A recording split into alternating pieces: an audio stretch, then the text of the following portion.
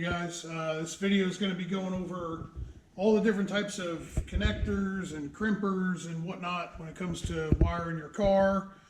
Most of it pertains to Holley. A lot of OEM stuff uses the same style connectors, and a lot of other aftermarket ECUs use the same style connectors, but we don't really care about Holley around here, so that's what we're doing. Anyway, I'm going to start over here. These are Deutsch Connectors. There's a few different types of crimpers available. These are just the ones that I happen to use. I get a lot of questions on all these different types of connectors and crimpers and terminals and what to use, so I figured I'd show everybody what goes with what. So there's for Deutsch, there's a couple different series. These are DTM, so these are actually the smallest of the bunch, and DTM uses a size 20 contact and a male and a female. That it's kind of hard to see in this video, but they are the smallest size contacts. This is a 12 contact connector, and then you've got DT series, the standard DT series. These, a whole bunch of people sell them. MSD actually started selling them too. Then you can get them in a bunch of different configurations and whatnot. These, you've got a couple options. This is a solid barrel, where this is a formed barrel. If you look, you can see that it's actually open over here, where this is actually formed. So you have to slide the wire in there, and that's what these crimpers are for. These are for the machined barrels, the closed barrels, whatever you want to call them. So it makes 8 different indents in there, and that's how you crimp those. If you're crimping the open contacts, the formed contacts, you can use one of these. So this is probably one of the most versatile crimpers out there, and these are actually pretty cheap. MSD 3511 is the part number. They call them weather tight crimp pliers. So you can crimp a lot of different stuff with these crimpers. This is actually a brand new pair that I ordered. These are the old ones. It came off of a Snap-on truck for about 5 times as much money, and they do the same thing. But if you notice the sizing, we'll look at the new ones. A little easier to see. See the sizing. This depends upon gauge of wire that you're using, and then this is for the seals. So when you're looking at this type of a crimper, right, it does a whole bunch of different types of connectors. Okay, so up here we've got, these are a weather pack, so this is like your standard 3-bar map sensor. Oh, hang on a second, I'm going to try to turn on another light. Is that any better? I think that's better.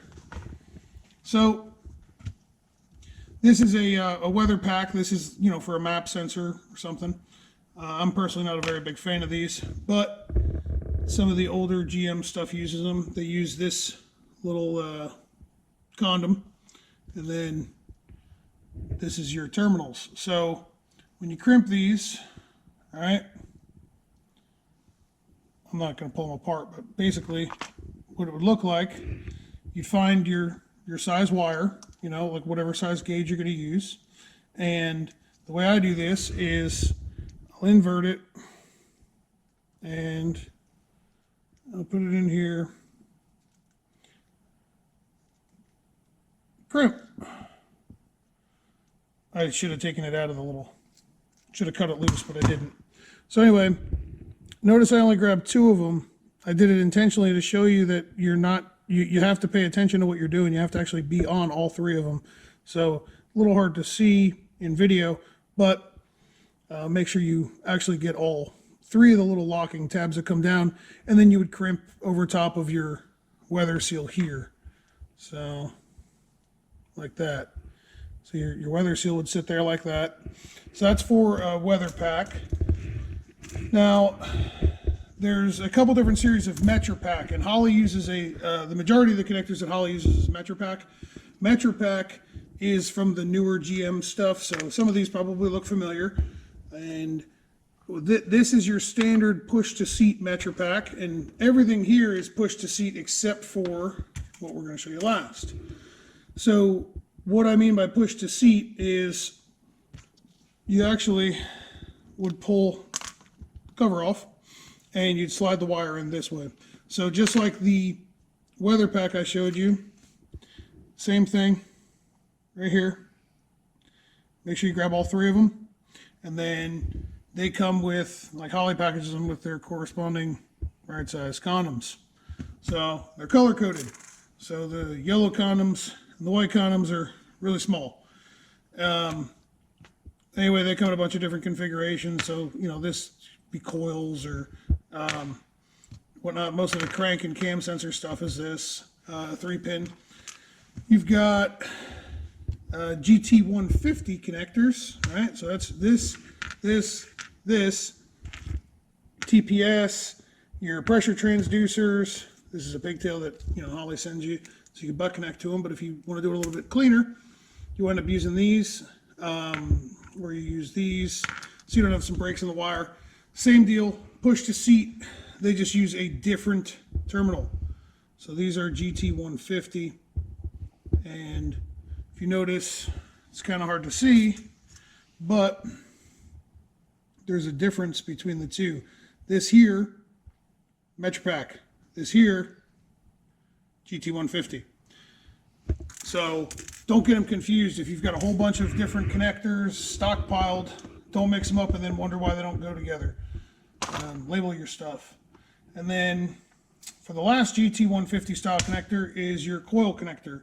So this looks a little bit different. Notice that there's already a rubber seal put in here, okay? This does not have a rubber seal because you're crimping the rubber seal onto the wire and you're pushing it in, okay? Well, with this is a GT150.2, which is a pull-to-seat. So the pull-to-seat works a little different.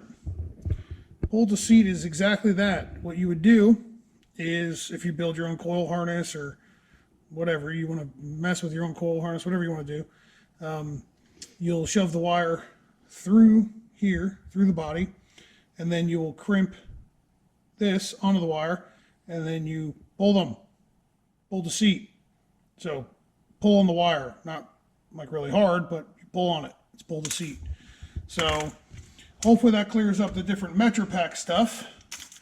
Moving on, we've got these, which is the Holley CAN bus connector, which is a Mizzu connector. So the Mizzu connector, it's a real little 4-pin. I don't suggest these for, actually I'm not even going to suggest these for just about everybody watching this video because they're really small and you'll probably screw them up. But if you do, just be careful. Pay attention to what you're doing. They typically use a 22 gauge wire, a 20 or 22 gauge wire. Don't try to sausage 18 gauge in there. It doesn't fit. And again, you can use the same crimper that all of this stuff that we've shown besides the Deutsch Connectors, same thing, same crimper.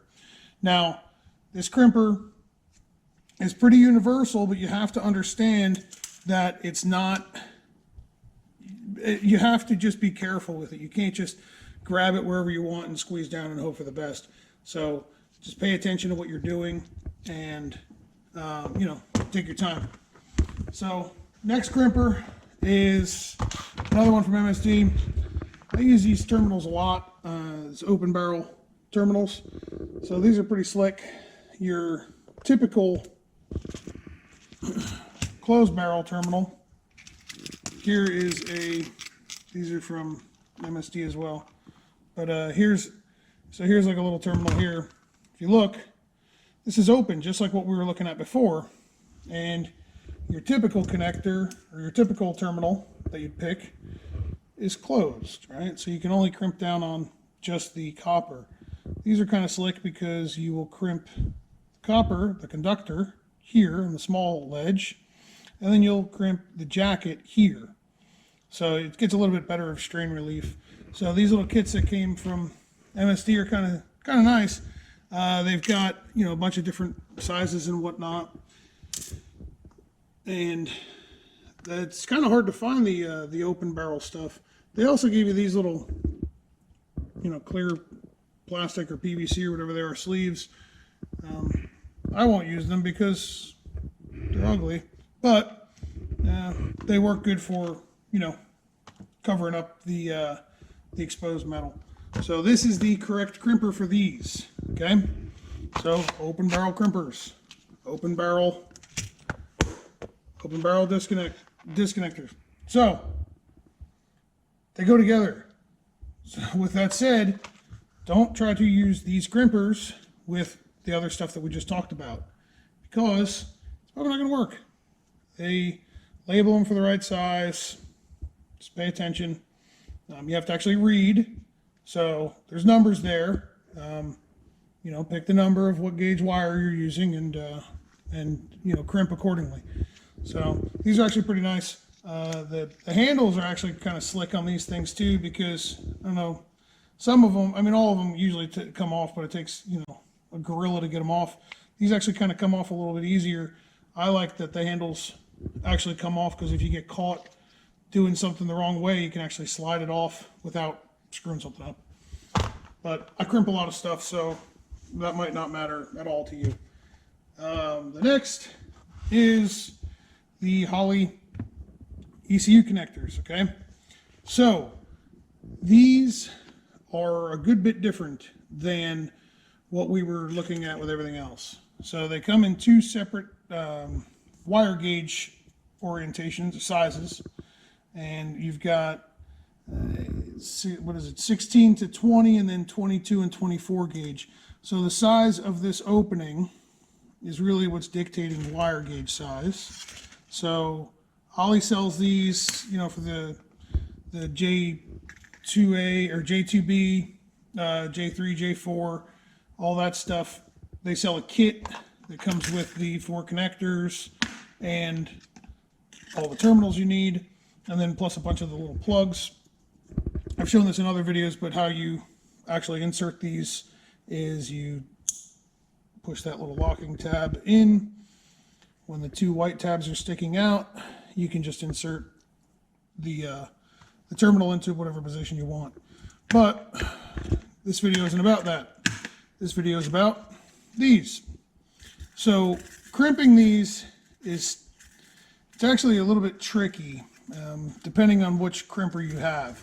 So people are going to watch this video and say, oh, you can just use this crimper and it works and yada yada. And it will, this guy, but it will work. It's just it doesn't work very well. So prior to recently, the only option that you had for these was this. This is still the better option. Okay, Holley sells these. This is still the better option. The reason being is it's ratcheting. It lets you know that you've absolutely got it in deep enough, and it actually crimps both sides of the terminal, or both ends of the terminal, which is the 2 right here, the 2 forks that grab a hold of the jacket, and then the 2 here that grab a hold of the conductor. So it does it all at once, where with these you have to be a little bit more cautious and you know, only do it one at a time. So I still prefer these, but these work just as good if you're cautious and take your time. Then we got 2 more. So these are, I'm sure you guys got these in your toolboxes, but I don't think some of y'all understand that these are created to either crimp insulated terminals, right, or non-insulated terminals like that, right? So an insulated terminal means that there's insulation on it. A non-insulated terminal means there's not insulation on it. So if you look at these things, it says insulated, non-insulated. If you have these, okay, I want you to pay attention to this. This is very important. these things can be very temperamental to be used for their actual task. So what you need to do with these is you take them and then you do this and you throw them away because they're trash. So don't use them. It'll cause you more problems than anything. Use these if you're using these types of connectors and terminals. And last but not least, some stuff. This is what I use to make input and output harnesses. These are step-down butt connectors. You can Google them, you'll find them. Del City, Pro Wire, they sell them. They come in all different sizes. I'm not going to get too in depth with them, but basically one side is, say, 22 gauge, and the other side can be 18 gauge or 16 gauge, and it allows you to put, say, 4 22 gauge wires on one side and one on the other. Last but not least is cutting and stripping. These little guys, your forearms will thank you. These are flush cutters. Okay, so this is a zip tie, which I'm sure everybody knows about. So you got a zip tie like this, and typically what everybody does is they grab their wire strippers and they go, oh, there we go, and then you leave that. Okay, and then you wind up bringing your car to me so that I can fix it, and I shove my hand in somewhere and it cuts my forearm. These are like $8 on Amazon. Check this out, it's crazy. It's like it was made for it. So look at that. It's called a flush cutter. And you can guess why, because it cuts it pretty flush. And last but not least, on cutting, these guys are pretty awesome. So MSD just started carrying these, but I used to buy these from Amazon for like $30, something like that.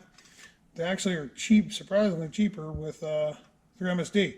So this is, instead of wearing out your strippers, right, destroying the cutoff part, or using a pair of dikes and straining real hard with your forearm, this is 4 gauge battery cable, and literally it's that simple.